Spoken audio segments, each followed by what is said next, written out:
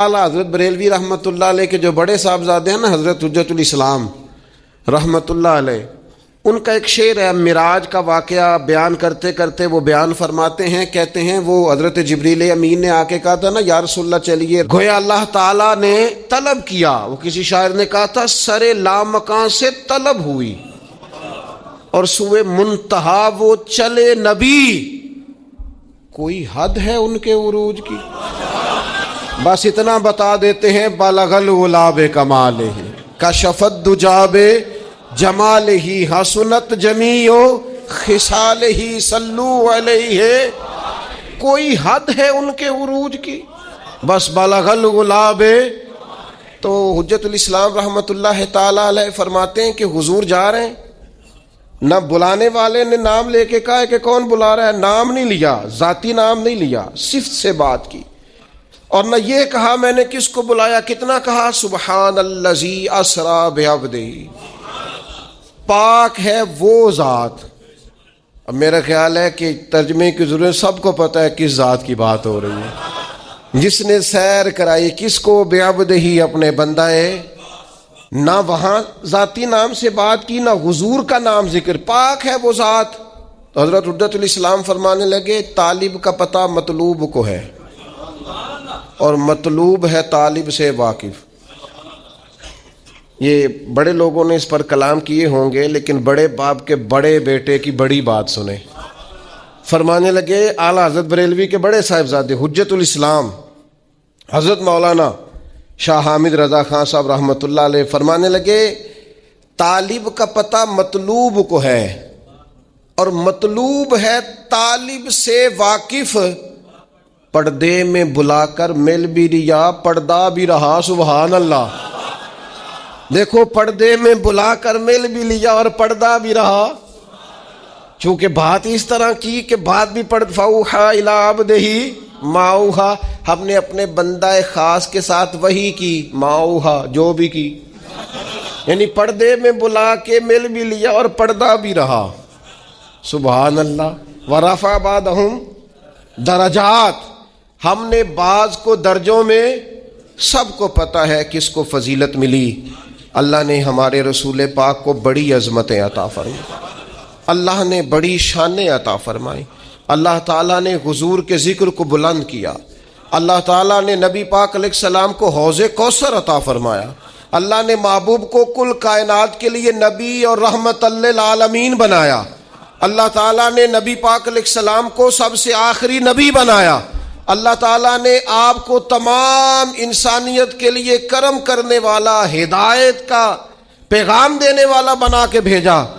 اللہ تعالیٰ نے حضور کو گواہ بنایا، بشیر بنایا، نذیر بنایا، اور فرمایا وَلَسَوْفَ يُؤْتِيكَ رَبُّكَ فَتَرْضَىٰ، آپ کا رب آپ کی رضا چاہتا ہے۔ اللہ نے حضور کو قرآن دیا، اللہ نے محبوب کو صدیق اکبر دیے، عمر فاروق دیے، عثمان غنی دیے، مولا علی دیے، حسنین کریمین عطا فرمائے، یہ سارے اللہ تعالیٰ نے اپنے محبوب علیہ الصلاۃ والسلام کی خدمت کے لیے، غلامی کے لیے عطا کیے۔ اللہ تعالیٰ نے رسول پاک کے دین کو پچھلے تمام دینوں کا ناسخ بنایا، اب کسی دین پر عمل نہیں ہوگا، قیامت تک سکہ مدینے والے رسول کا چلے گا۔ اللہ تعالیٰ نے رسول پاک علیہ السلام کو حبیب بنایا، اللہ نے محبوب کو نبیوں کا امام بنایا، کائنات کا سردار بنایا۔ کیا خوب کہا تھا چراغے گولرا نے، کہنے لگے ممکن نہیں مدح شاہ خدا، گیلانی پیر نے خوب کہا کتھے مہر علی کتھے تیری ثنا، ممکن نہیں مدح شاہ خدا، زندگیاں ختم ہوئیں اور قلم ٹوٹ گئے، بس تیرے اوصاف کا ایک باب بھی پورا نہ ہوا، کہنے لگے بس رکھ دیا قلم، چھوڑ دیا بات، ممکن نہیں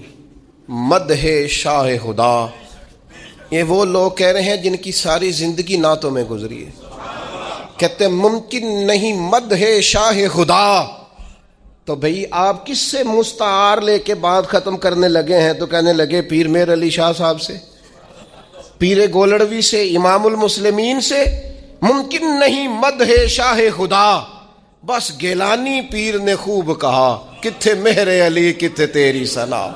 یہ مشتاق اکھیں کتھے جاڑیاں بس مکھ چند بدر شاشانی ہے متھے چمک دی لاٹ نورانی ہے وہ دی کالی زلف تے اکھ مستانی مخمور اکھیں کتھے نبی اکرم صلی اللہ تعالی علیہ وسلم کی عظمتیں میں اللہ میں فرقہ واریوں سے بچائے لیکن ایک دکھ ہے نا وہ بھی بیان کر لینے دو خوگر حمد سے تھوڑا سا گلا بھی سن لے او میرے عزیزو جس طرح توحید قرآن پاک کا مستقل عنوان ہے جس طرح عقیدہ آخرت قرآن مجید کا مستقل عنوان ہے جس طرح اخلاقیات قرآن مجید کا مستقل عنوان ہے جس طرح دین کی سربلندی کے لیے جد و جہد کرنا جہاد کرنا قرآن کا مستقل عنوان ہے جس طرح معاشرت ماں باپ کے بہن بھائیوں کے بیوی بچوں کے رشتہ داروں کے حقوق قرآن پاک کا مستقل عنوان ہے اس طرح شان مصطفیٰ بھی قرآن مجید کا مستقل عنوان ہے سارے عنوان بیان کرتے ہو مانتے ہو تذکرہ کرتے ہو کیا وجہ آتی ہے جب عظمت رسالت ماب کی بات چھڑتی ہے تو بحث چھڑ دیتے ہو فاضل بریلوی کہنے لگے کھائے تجھ کو تپے سکر تیرے دل میں کس سے بخار ہے کس سے تیرے دل میں بخار چڑھ گیا ہے کہ ہر شے تو مانتا ہے اور عظمت رسالت ماب کی بات آتی ہے تو بحثیں کرتا ہے عقیدہ وہی اچھا ہے جو جناب صدیق اکبر کا ہے کسی نے آ کے کہا تھا ابو بکر اگر کوئی کہے میں راتوں رات گیا ہوں اور راتوں رات آیا ہوں اور 18,000 سال کا گویا میں منظر دیکھ آیا ہوں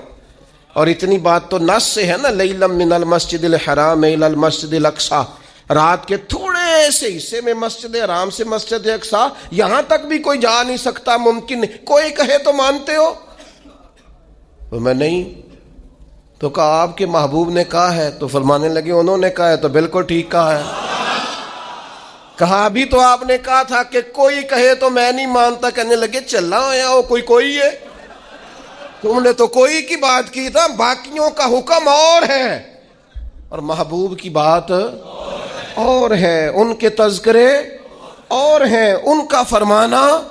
اور ہے ان کا کہہ دینا کچھ اور ہے میں نے تو کہا تھا کوئی کہے تو نہیں مانتا اور وہ جو کہے اور جس وقت کہے اور جس حال میں کہے اور جس رنگ میں کہے سانو قید سجن دا گہنا ہے او جنج رکھے اونج رہنا ہے وہ جیسے کہے جس وقت کہے جس ٹائم کہے بات ختم ہو گئی میرے عزیز پتہ نہیں کیا الجھاؤ پیدا ہو جاتا ہے بالکل وہ ولی کی کرامت بھی اللہ کی قدرت نبی کا معجزہ بھی اللہ کی قدرت اب آپ واقعہ معراج کو دیکھیں نبی پاک نے کب کہا میں گیا ہوں پہلا دعویٰ تو رب کریم نے فرمایا سبحان الذی اسری بعبدہ میں نے سیر کرائی ہے اپنے بندہ خاص کو خبردار حضور کے معجزہ معراج کا انکار نہ کرنا یہ رب کی قدرت کا انکار ہو جائے گا خبردار اس بحث میں نہ الجھنا کہ وہ منامی تھی وہ تو 34 بار ہوئی وہ تو خواب میں حضور گئے تھے وہ خدا کے بندے خواب میں تو جانے محبوب کتنی بار گئے لیکن یہ جو معراج ہے نا حضور کی یہ معراج حضور جسم کے ساتھ روح کے ساتھ گئے اور پھر معراج کی حکمتیں لکھی ہیں علماء نے کبھی کبھی نا دل بڑا اداس ہو جاتا ہے اور اگر انسان کسی منصب پر فائز ہو نا تو سب نے تو اسے آ کے دکھڑے سنانے ہوتے ہیں تو وہ کس کو سنائے کچھ لوگوں کے ذمہ ہوتا ہے دست شفقت رکھنا انہیں سب پہ رکھنا ہے تو وہ اپنا حال کس سے بیان کریں کس سے کہیں نبی پاک علیہ الصلوۃ والسلام طائف گئے تو طائف والوں نے 10 دن حضور نے قیام کیا تو انہوں نے پتھر مارے اور حضور واپس تشریف لے اور ایام وہ تھے کہ جناب ختیجہ بھی وصال کر گئیں رضی اللہ تعالی حضور کے محبت کرنے والے چچا ابو طالب بھی انتقال کر گئے دن غم کے اور امت ہدایت پذیر نہیں ہو رہی اس طرف نہیں آ رہی یہ نبی پاک کے قلب اطہر پر بوجھ اور حضور علیہ الصلوۃ والسلام ظاہری طور پر غم زدہ تو حضور تو سب کر شفقت رکھنے والے ہیں تو محبوب کس سے بات کریں تو رب کریم نے حضرت جبریل کو بھیجا فرمایا محبوب کو لے آئے نا اس حالت میں جب کیفیات یہ تھیں تو اللہ نے اپنے محبوب کو معراج عطا فرمائی، اور رسول رحمت صلی اللہ تعالیٰ علیہ وسلم کو اللہ تعالیٰ نے اپنے حریم خاص میں بلایا، اور محبوب کریم علیہ السلام کو اللہ تعالیٰ نے وہ تسلی دی کہ اِنَّ فَتَحْنَا لَكَ فَتْحًا مُبِينًا۔ پھر دنیا نے دیکھا کہ پورے روبے زمین پر اللہ نے رسول پاک کے دین کو غلبہ عطا فرمایا۔ ایک حکمت تو یہ، دوسری حکمت یہ تھی کہ اللہ تعالیٰ نے نبی پاک کے غلاموں کو مقام دینے ہیں، جنت ملے گی، عروج ملے گا، درجات ملیں گے۔ اللہ فرماتے میں نے مومنوں کی جانوں کے بدلے ان کو جنت دے دی ہے، سودا کر لیا ہے۔ تو وہ جو محبوب پاک نے غلاموں کی جانیں وہاں دے کے اللہ تعالیٰ سے ان کے لیے جنت لی تھی نا، فرمایا لِنُرِيَهُ مِنْ آیَاتِنَا، محبوب ذرا میری نشانیاں دیکھ جائے نا، تو حضور پھر دیکھ کے آئے اور آ کے بتایا، فرمایا عمر میں نے تیرا گھر دیکھا ہے جنت میں، یہ اس عمر کا گھر دیکھا ہے جنہوں نے زندگی ساری زمین پہ سو کے گزاری۔ میں آپ کا گھر دے کے آیا ہوں جنت میں، اور دروازے پہ حور بھی بیٹھی تھی۔ حضور فرماتے میرا دل کرتا تھا میرے عمر کا مکان ہے اور بڑا شاندار ہے، میں اندر سے دیکھوں، پھر میرے دل میں خیال آیا کہ عمر غیور آدمی ہے، کہے گا محبوب کا اپنا ہی بنایا ہوا قانون ہے، جس کے گھر جاؤ اس کی اجازت سے جاؤ۔ تو چونکہ آپ وہاں اس وقت ظاہری طور پر موجود نہیں تھے، اجازت طلب نہیں ہو سکتی تھی، لہذا دیکھ آیا۔ حضرت عمر رو پڑے، کہنے لگے مجھے میری ماں روئے میں آپ پر غیرت کرتا، آپ ہی کا تو صدقہ ہے۔ تو رسول پاک علیہ السلام کو اللہ نے وہ ساری چیزیں عطا کی، حضور رات کو کیوں گئے؟ پہلی بات تو یہ ہے کہ یہ جو رات ہوتی ہے نا، یہی بہترین وقت ہوتا ہے رب سے ملاقات کا۔ نماز اقصیٰ میں تھا یہی سر، یا معانی ہو اول آخر ہیں، دست بستہ وہ سب پیچھے حاضر جو سلطنت پہلے کر گئے تھے۔ نبی کریم نے نبیوں کی امامت کرائی۔ ملت کے نوجوانوں، میری بات ذرا زیادہ غور سے سننا، روب کا شکار نہ ہوا کرو، کبھی روب کا شکار نہ ہونا۔ فلاں آدمی بڑی گاڑی میں آیا ہے تو مجھ پر اس کا روب طاری ہو جائے، بہت بڑے پیسے لے کے آیا ہے تو روب طاری ہو جائے۔ وہ میں نے دیکھا ہے کہ فلاں کے میں علاقے میں گیا تھا، سڑکیں بڑی پکی بنی ہوئی ہیں، روب، یہ روب سے نکل آؤ۔ جب روب طاری ہوتے ہیں تو سچ نہیں بولا جاتا، جب روب طاری ہوتے ہیں تو پھر انسان کی اپنی شخصیت ساری ضائع ہو جاتی، پھر آپ کا کوئی نظریہ نہیں، آپ کو تو جو کوئی کہے گا آپ وہ کر دیں گے، چونکہ آپ پر روب طاری ہوتا ہے۔ ہمارا مزاج ہے، پر تھوڑے پیسے کم ہیں ہمارے پاس، یا کسی کا خیال ہے کہ ہم کسی، خدا نہ خواستہ وہ کسی کا خیال ہے، ورنہ کوئی برادری چھوٹی بڑی نہیں ہوتی، کہ ہم کسی ایسے خاندان سے ہیں جو بظاہر چھوٹا قبیلہ ہے، روب کا شکار ہوتے ہو۔ اس رسول کے ماننے والے لوگ روب کا شکار ہیں جو سب نبیوں کے آگے کھڑے ہو کے امامت فرما رہے ہیں۔ تمہارے حصے میں امامت آئی ہے، امامت تم نے امامت کرنی ہے، کنتم خیر امت اخرجت للناس، تم نے امام بننا ہے، اور تم چھوٹی چھوٹی باتیں کر رہے ہو، کمزور باتیں کر رہے ہو، ڈرے ڈرے محسوس ہو رہے ہو، تمہارا طرز زندگی سہما ہوا ہے۔ مسلمان جس ملک میں جاتا ہے کمزور بات کرتا ہے، جس جگہ کھڑا ہوتا ہے اپنے آپ کو مظلوم ثابت کرتا ہے، جہاں بات کرتا ہے تو وہ کوشش کرتا ہے میں قابل رحم بن کے بات کروں، جہاں بات کرتا ہے اس طرح کرتا ہے کہ میں جناب بڑا مجھے مدد کی حاجت ہے، میری مدد کریں۔ اقبال کہنے لگے بس 3 کام کر، لمبی نہیں کوئی لمبی بحث نہیں، کوئی فلسفہ نہیں، صرف 3 کام کر، سبق پھر پڑھ صداقت کا، عدالت کا اور شجاعت کا۔ اس شعر کو بھی بعض لوگ غلط پڑھتے ہیں۔ صرف 3 چیزیں، سبق پھر پڑھ صداقت کا،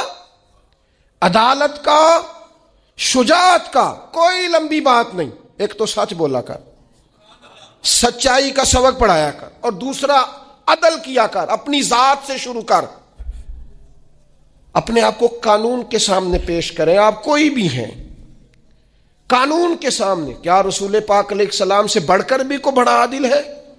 لیکن حضور نے تو اپنے ظاہری وصال سے قبر پر منبر پر بیٹھ کر فرمایا تھا میں اللہ کا بندہ ہوں، رب کی بارگاہ میں حاضر ہونے والا ہوں، کسی کو مجھ سے کوئی تکلیف پہنچی ہو تو بدلہ لے سکتا ہے۔ تو اگر حضور فرماتے ہیں تو کیسے بالا تر ہو گیا؟ اپنی ذات سے ہم انصاف کرنا چاہتے ہیں پر دوسروں کے لیے اپنی ذات سے عدل شروع کریں، اپنی ذات سے۔ اور تیسرا فرمایا شجاعت کا، بزدلوں والی زندگی نہ گزارو۔ ساری زندگی اسی رٹے میں ہمارا وقت ضائع ہو جاتا ہے، لوگ کیا کہیں گے، لوگ کیا کہیں گے، لوگ کیا کہیں گے، لوگ کیا کہیں گے۔ ایک دوست مجھے پچھلے دن کہنے لگے وہ میرا دل تو بڑا کرتا ہے کہ اب نہ میں بعض چیزوں سے باہر نکل آؤں پر لوگ کیا کہیں گے۔ تو میں نے ان سے کہا کہ اگر آپ نے یہ کام نہ کریں، آپ لوگوں کی بات مانیں، تو پھر لوگ آپ کو ولی مان جائیں گے۔ جو کام کسے بادشاہ جو بات بھی تھی ان کی، مثلا اگر آپ نہیں کرتے اور آپ وہی کرتے ہیں جو لوگوں کی رائے ہے تو پھر ولی اللہ مانیں گے لوگ آپ کو؟ یہ آپ کہتے نہیں پھر بھی نہیں مانیں گے۔ تو میں کہا پھر لوگوں نو چھڈنا رب رسول دی سن، کیا بات کرتے ہیں آپ دلیر بنے، زندگی شجاعت والی۔ رسول پاک کا مزاج کیا تھا؟ حضرت انس بن مالک رضی اللہ تعالیٰ عنہ ارشاد فرماتے ہیں کہ ایک دن رات کو مدینہ منورہ میں شور کی آواز آئی کسی ایک جانب سے، تو سب لوگ اٹھے اور ایک دوسرے کو اٹھانے لگے، اٹھو اٹھو دیکھو کیا ہوا۔ فرماتے ہیں لوگ جمع ہو رہے تھے، نیزے لا رہے تھے، تلواریں نکال رہے تھے، ہم ابھی تیار ہو رہے تھے۔ اچانک نظر اٹھی تو اللہ کے رسول علیہ السلام گھوڑے پر بیٹھ کر جدھر ہم جانا چاہ رہے تھے نا شور والی جگہ، حضور ادھر سے واپس آ رہے تھے اور فرمانے لگے کوئی بات نہیں ڈرنے والی، میں دیکھ آیا ہوں جانور لڑ پڑے تھے آپس میں اور نیزہ حضور کے دستے مبارک۔ اقبال کہتے کچھ نہ کر، تو کہتا ہے کہ پیسے آئیں گے تو میں امام بنوں گا،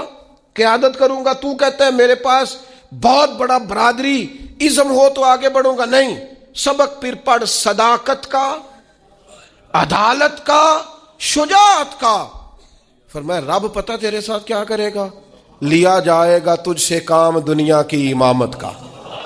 تو امام بنے گا دنیا کا، بس سچ بولنا، عدل کرنا، دلیر رہنا۔ یہ تین خوبیاں آج پوری امت کو اس کی ضرورت ہے، اہلیان پاکستان کو ضرورت، ہمیں اور آپ کو ضرورت ہے، گھروں خاندانوں میں ضرورت ہے۔ سبق پھر پڑھ صداقت کا، عدالت کا، شجاعت کا، اور لیا جائے گا تجھ سے کام دنیا کی امامت کا۔ معراج بتاتا ہے کہ نبی پاک علیہ السلام نے ہمیں کہا ہے کہ میں قائد ہوں سارے نبیوں کا اور تم قائد ہو ساری امتوں کے۔ اپنی زندگی میں اپنے مزاج کو بزدلانہ نہ بنائیں، یہ رو کے بات کرنا، ڈر کے بات کرنا، سہمت کے بات کرنا، کمزور رہ کے بات کرنا، یہ کچھ طرز زندگی، روئیں گے رج کے روئیں گے پر رب رسول کی بارگاہ میں، باقی زندگی دلیرانہ گزاریں، اپنے مزاج میں طاقت پیدا کریں۔ لیکن ایک بات معراج کے مسئلے میں آپ کی خدمت میں ضرور عرض کرنا چاہتا ہوں، یہ جو معراج ہوتی ہے نا، معراج، یہ جو عروج ملتا ہے یہ انسانیت کو ملتا ہے۔ فرشتے تو ہیں ہی وہاں، جو درجے بلند ہوتے ہیں نا، فرشتوں کو جو درجہ ہے وہ ان کا متعین ہو گیا ہے۔ یہ جو درجوں میں بلندی ہوتی ہے یہ مومنوں کی ہوتی ہے۔ یہ درجات میں بلندی صلحاء، اتقیاء، صوفیاء، شہداء اور انبیاء کی ہوتی ہے۔ یہ روحانی ترقی اور یہ معراج کی طرف جانا یہ اللہ تعالیٰ نے مومنوں کا مقدر رکھا ہے۔ جس طرح اپنے مال میں روز ترقی کی جدوجہد کرتے ہو نا، اور صرف 4 سے 6 مہینے پتہ چل جائے دکان میری ٹھیک نہیں چل رہی، نفع نہیں دے رہی، تو بند کر دیتے ہو، کہتے ہو میں اب نقصان میں جاؤں۔ اپنی روح پر غور کر، اپنے باطن پر توجہ دے۔ اگر تو خسارے میں جا رہا ہے تو واپس آ مصلی کی جانب۔ اگر تیرے باطن کے اندر میل کچیل جم گیا ہے تو کر سجدہ رج کے اپنے رب کو، اور اگر دل ڈھاڈا ہو گیا ہے تو پھر کوئی رات ڈھونڈ